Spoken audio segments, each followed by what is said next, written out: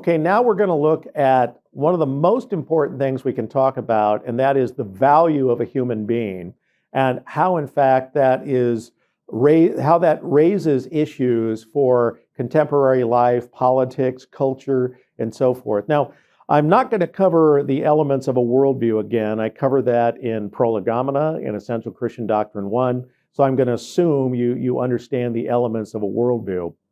But in Prolegomena, I talked about comparing pantheism, atheism, and Christian monotheism as worldviews, and how that would affect the value and the hierarchy of individual things, including human beings and so forth. And so, what's important now when we think about worldview perspective, the question is, what is a human being? Well, you think about it in atheism, or atheistic physicalism to be more precise, a human being is really nothing more than a different way that all the stardust accidentally clumped together. Why? Because in an atheist worldview, there is no teleology, there is no purpose. So you have a bunch of chaotically clumped together dust and again, so a human being is only different from a rock or a tree or anything else that without purpose just somehow clumped together. Because remember, by definition, there is no mind behind the existence of the world. It's only non- or ateleological stuff that exists with no design or purpose to it. So in that case, you can't really get a hierarchy of value or type of being of a human being. See, in atheism, everything is only going to be different, not good, better, or best, okay? And that's important to maintain if you're talking with your atheist friends. Don't let them borrow the word should and ought and better and things like that, because that's what exists in a monotheistic worldview, that you have a hierarchy, a perfect being, and again, with God as a complete and perfect being by which we can measure all things, we can actually place human beings at the top of the value scale because we are better than, again, cats, dogs, cockroaches, and so on and so forth. So, same with pantheism. That's the polar opposite of atheistic physicalism. And I've covered the concept of pantheism in our defective views of God segment in Essential Christian Doctrine I. But the very idea of pantheism is that everything is one thing and everything is divine. Okay? Now, most importantly, in absolute pantheism, God is all, God is good, God is spirit, and ultimately God is impersonal. So things like persons ultimately end up being their illusions, or that what you're trying to do is somehow you've accumulated bad karma, and that's how you got personhood. So you got to work, you got to accumulate good karma to get rid of the bad karma, so you can stop being personal and atomistic and individual and become one with the divine again, whatever that's supposed to mean, right? So, but in this case, we think about what is a human being. Technically, a human being is God already. And of course, when we think about that, well, if everything is one thing, there are no subjects and objects. So what's fellowship? What's worship? It's meaningless in a pantheistic worldview if it's followed consistently. So this is why we start thinking about the value of human beings and how we're treated.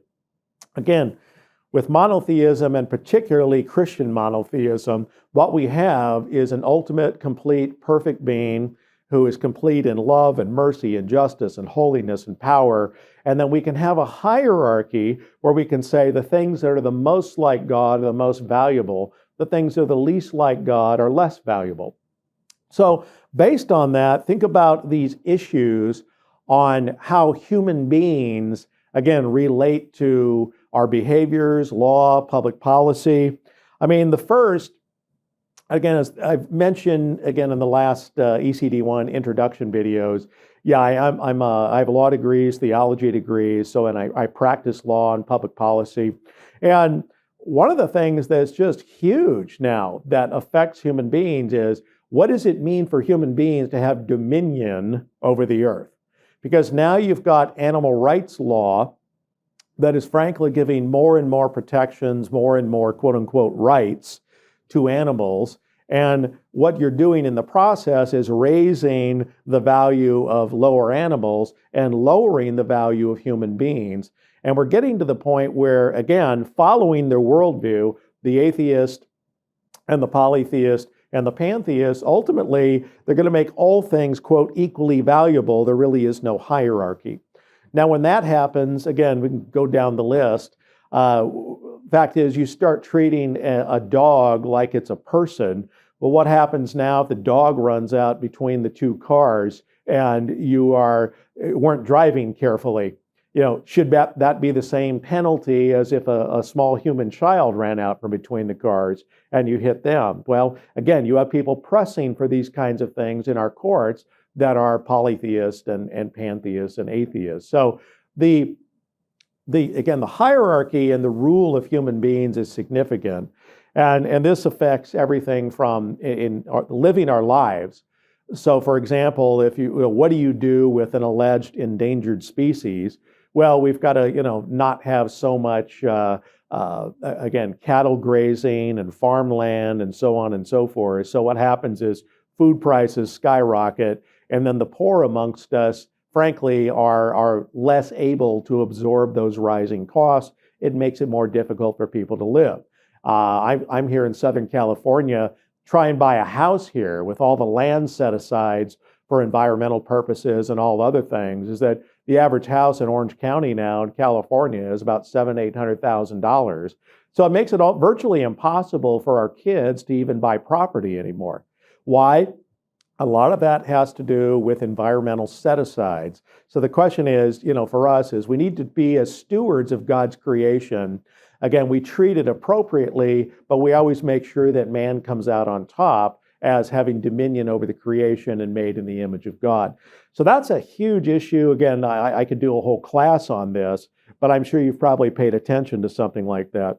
Here's a next one. A lot of these are bioethical issues, but when is a human person a human person?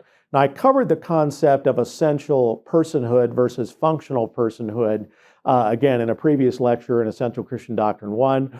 But ultimately, again, the Bible and, frankly, good theology and philosophy, we would argue for essential personhood from conception, because when we think about when the sperm and the egg come together, frankly, these cells begin to multiply, we've got really good evidence that a human soul is present.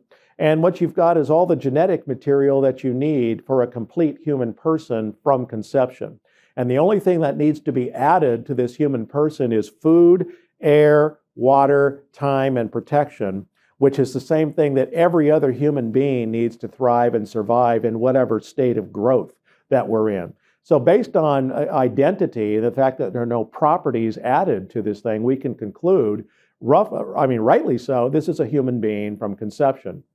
Now, if you're a human person, from conception, then you have morally and legally, you are entitled to the protections of a human person. So this is why when we start thinking about atheistic physicalism, well, there you're only going to really have functional views of personhood, not essences.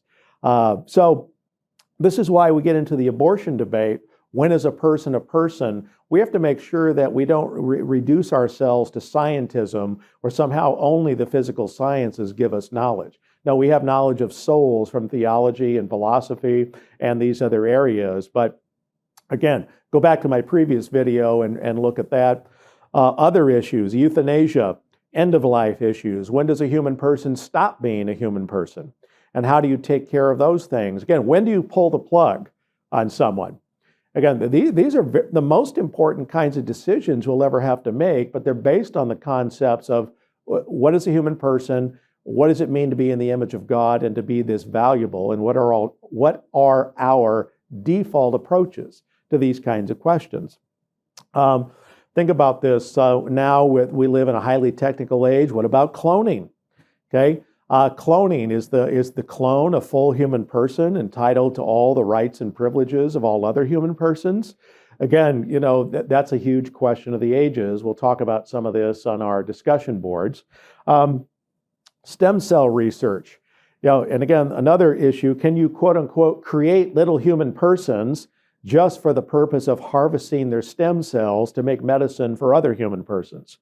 Okay, again, of course, our answer is no. If you've got human personhood from conception, this is immoral. Taking someone's life at the end of life without just cause is immoral. Abortion, choosing to kill a little human person in the mother's womb just for elective purposes and not even for the concept of self-defense. It's immoral. And again, but these are the things you need to be thinking about in advance as a Christian. And then finally, again, lots of other areas, but one area is commodification. Not as much of an issue in the United States, but commodification is selling non-replenishable body parts.